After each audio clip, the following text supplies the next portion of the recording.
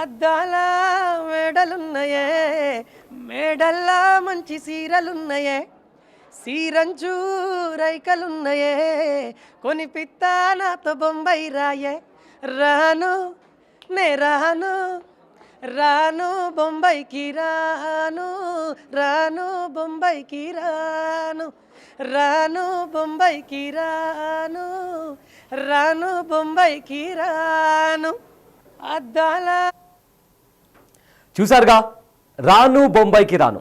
ఇప్పుడు ఎక్కడ విన్నా ఈ ఫోక్ సాంగే వినిపిస్తుంది. ఈ సాంగ్ తెలంగాణనే కాదు, ఏకంగా యూట్యూబ్ను షేక్ చేస్తుంది. భాష ప్రాంతంతో సంబంధం లేకుండా వరల్డ్ వైడ్గా దూసుకెళ్తోంది. సాంగ్ రిలీజ్ అయిన కేవలం 6 నెలలు కూడా గడవక ముందే ఏకంగా 400 మిలియన్ల మార్క్ దాటింది. అతి తక్కువ సమయంలో అత్యంత వేగంగా 400 మిలియన్ వ్యూస్ సాధించిన ఫోక్ సాంగ్గా నిలిచింది. రాను బొంబాయికి రాను పాటకి ప్రపంచవ్యాప్తంగా అభిమానులు ఉన్నారు. ఇందుకు ఇటీవల హైదరాబాద్లో జరిగిన మిస్ వరల్డ్ పోటీల్లో కంటెస్టెంట్లు డాన్సులు చేయడం ఈ పాట ఎంతలా రీచ్ అయిందో అర్థం చేసుకోవచ్చు. ఈ పాటకి ప్రపంచవ్యాప్తంగా గుర్తింపు పొందడం తెలంగాణకే గర్వకారణం అంటున్నారు రాము రాథోడ్. ఈ అచీవ్మెంట్ మరెంతో మందికి ఇన్స్పిరేషన్గా నిలుస్తుందని అన్నారు. ఒక పాట, ఒక జానపదం పాట ప్రపంచ స్థాయిలో ఒక మంచి గుర్తింపు తెచ్చింది. అది నాకు గర్వకారణంగా ఉంది, మన యావత్ తెలంగాణకి గర్వకారణంగా ఉంటుంది. అండ్ మన తెలంగాణలో ఉన్న జానపద కళాకారులకు అందరికీ కూడా ఒక మంచి ఇన్స్పైర్ అది. అంటే మనం తలుచుకుంటే ఏదైనా చేయగలుగుతాం అనే దానికి నా పాట ఒక ఇన్స్పైర్గా రావడం నాకు చాలా హ్యాపీగా ఉంది.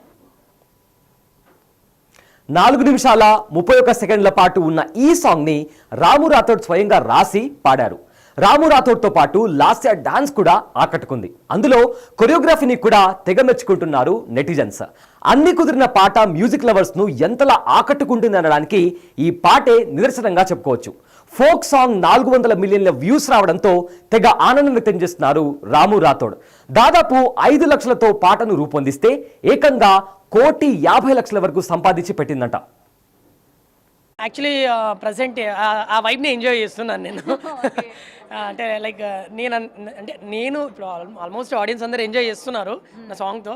సో వాళ్ళ ఎంజాయ్మెంట్ని నా ఎంజాయ్మెంట్గా తీసుకొని నేను కూడా ఆ వైబ్ని ఎంజాయ్ చేస్తున్నానండి. ప్రజెంట్ అయితే నేను ఆర్టిస్ట్గా వేరే వేరే ఛానల్స్లో చేస్తున్నాను. బట్ నా ఛానల్కి వచ్చేసరికి నేను నా పాట హిట్ అవుతుందని చెప్పేసి నేను ఎవ్వరికీ కూడా గ్యారెంటీ ఇవ్వను. ఎందుకంటే ఏ పాట ఏ సాంగ్ ఈ జనాలకి అట్రాక్ట్ అవుతుందో, తర్వాత ఎడిక్ట్ అవుతుందో తెలియదు. సో రాను బొమ్మాయికి రాను ఎడిక్ట్ అయిపోయింది అందరికీ. సో అలా మోస్ట్లీ నా నెక్స్ట్ సాంగ్స్ కూడా ఖచ్చితంగా అవుతుందని చెప్పేసి అయితే చెప్తాను. దాన్ని ఖచ్చితంగా నేను బల్లగుద్ది మళ్ళీ రాను బొంబాయి కంటే బాగా వస్తుందని చెప్పలేను. ఎందుకంటే రాను బొంబాయికి రాను ప్రపంచ స్థాయిలో అదొక నెక్స్ట్ లెవెల్ అది చేరిపోయింది. అది ఆ జాబితాలో చేరిపోయింది. నేను అసలు ఎక్స్పెక్ట్ చేయలేదు. ఒక పాట, ఒక జానపదం పాట ప్రపంచ స్థాయిలో ఒక మంచి గుర్తింపు తెచ్చింది. అది నాకు గర్వకారణంగా ఉంది, మన యావత్ తెలంగాణకి గర్వకారణంగా ఉంటుంది.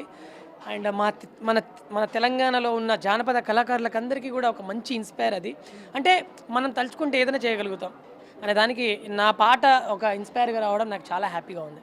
అద్దాల మేడలున్నయే మేడల్లా మంచి సీరలున్నయే సీరంచు రైకలున్నయే కొనిపిత్తా నాతో బొంబాయి రాయే రాను నే రాను రాను బొంబాయికి రాను రాను బొంబాయికి రాను రాను బొంబాయికి రాను రాను బొంబాయికి రాను.